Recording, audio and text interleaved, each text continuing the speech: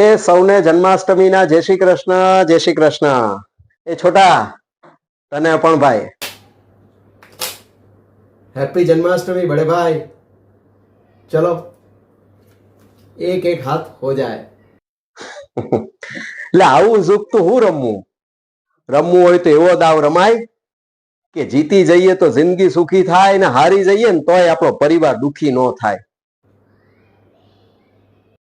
માન કે કાલ ઉઠીને તને કાંક થયું, તું જિંદગીની બાજી હારી ગયો, તો તારા ઘરના ખર્ચા, છોકરાઓને ભણાવવાના, છોકરાઓને મોટા કરવાના, આ બધી જવાબદારી કંપની લઈ લે.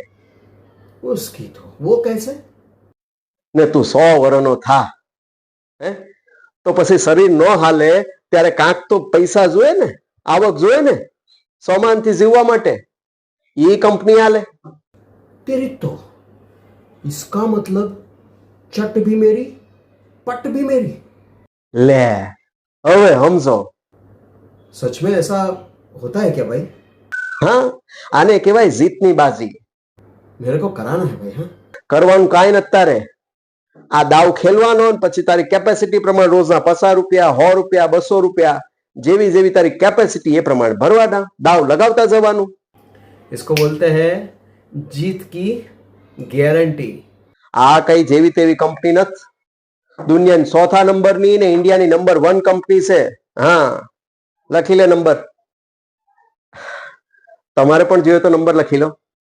તમારા પરિવારની જવાબદારીનો ગોવર્ધન ઉપાડવા એક કૃષ્ણ તો જોઈશે ને. જય શ્રી કૃષ્ણ.